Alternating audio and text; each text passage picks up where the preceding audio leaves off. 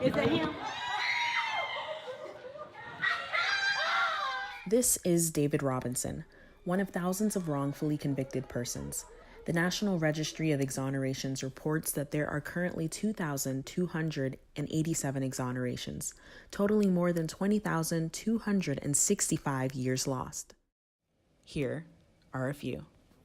My name is Jonathan Barr, and I was wrongfully convicted of a murder and a rape of my friend Katresa Matthews, and I spent almost 20 years in prison for that crime. I spent 15 years inside of prison. I spent 11 years and 3 months in prison. 20 years, 9 months, 5 days in prison for a crime I didn't commit. The system failed us, tremendously. It failed us. Another Innocence Project client, Michael Anthony Williams, was just 16 years old when he was wrongfully incarcerated for the rape of his tutor. He served more than half of his life, 24 years before he was exonerated, and upon release he said that he faced a different kind of prison. Professor of psychology at Cleveland State, John Wilson, conducted a study and testified about the psychological effects of wrongful imprisonment on behalf of Ron Williamson and Dennis Fritz at their civil trial. Wilson concluded that exonerated persons experienced a type of psychological prison. According to Wilson, both men suffered from post-traumatic stress disorder as a result of the incarceration and as a result of going through the entire process of being accused of a murder they did not commit. Prison did a lot of things. I think the simplest way of putting it for Ron is that he withdrew. He went into a deep isolation, and I also think a very deep depression by being incarcerated. The injury to Ron is one that's very profound. The scars are deep inside of his psyche, and I'm not sure that he's recovered from it yet. As I interviewed him and assessed him, it was clear that the depression had continued. Calvin C. Johnston describes a typical transition. You walk out of prison now 16 years later because you were locked up for something you didn't do, and you're like a baby in a brand new world with nothing. You don't even have a diaper on. You depend on everybody else to give you everything you need just to get started. And that's hard. That's hard. Some of the psychological trauma that exonerated persons experience may stem from the alienation they experience upon release. These persons are often cut off from resources, excluded from their families and communities. Though exonerated by the justice system, society often continues to attach a stigma of guilty. Glenn Ford was wrongfully convicted and spent 30 years on death row. When he was released, Justice Scott Crichton of the Louisiana Supreme Court commented, So there was an abundant amount of evidence that he was very much involved in the murder and armed robbery of Isidore Roseman. He was not innocent. No way, no how. All Mr. Ford received was a $20 gift card.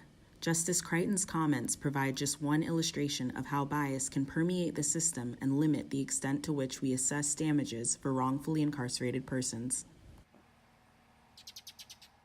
Many states have statutes barring compensation for people who are viewed as having contributed to their wrongful convictions.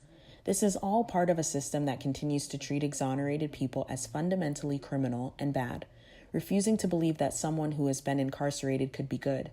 It looks for any reason to deny them compensation, any reason to deny their potential to be good. This is system justification. The exonerated person has to be a stick and can never be a ball. Because if they are a ball, then what happened to them could happen to anyone. And if anyone can be wrongfully incarcerated for decades, then the system itself is broken. This is further evidenced by the lack of resources exonerated persons receive upon release. They worked their whole lives in prison to get out of prison because they didn't do whatever it was they were charged with. And then they get out and nothing is the way it should have been. They are just thrown on the scrap heap of life like they were the day they walked into prison. And the only difference is they're only prisoners of their own homes now and not of the state. All too often, after years of unjust incarceration, exonerated individuals are thrown back into a society that continues to demonize them, left with years of psychological trauma and zero financial stability. Today, our system requires these vulnerable individuals to relitigate their innocence to get even a semblance of damages for their wrongful incarceration. It took less than a year for me to get to a trial and to be wrongfully convicted on the criminal side. And In terms of getting a settlement, it took 5 years, and then to even get to a civil rights trial, 8 years, and then no social services in the meantime. I didn't feel I was gonna have to go through was literally going through another trial for this compensation. I mean, going up in front of a board and the board members accusing you, nobody has said that you're innocent. You know, it's devastating. The system that falsely accused me, convicted me, incarcerated me, took 17 years from me, did zero. Financial compensation should be robust and automatic, without any red tape meant to exclude those that society has deemed unworthy of restitution.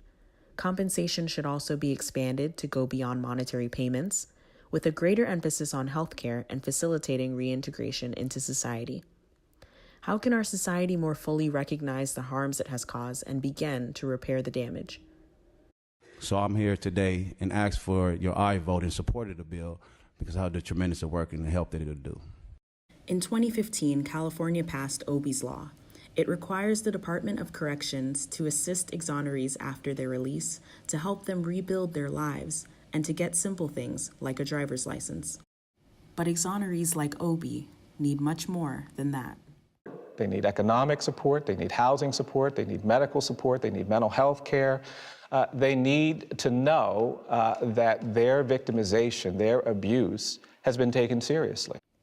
Specific recommendations include automatic compensation, transparent calculation of damages, help with financial management and literacy, like help setting up a bank account, job training, housing assistance, a social worker to help exonerees navigate the ways in which society has changed since they've been imprisoned, a program modeled after the GI Bill to help exonerated people access education, and comprehensive health insurance, including plans that cover mental health the same way they cover all other medical treatment, ensuring parity across the board. After the nightmare of fighting their wrongful incarcerations, exonerated people should not have to fight all over again for their basic human dignity. Exonerated individuals deserve access to greater social services and an automatic guarantee for compensation to restore their rightful place within society. After years of depriving these innocent people of their freedom, it is the very least society can do to support their reentry. And as Martin Luther King say, free at last. Thank God Almighty, I'm free at last. I'm free.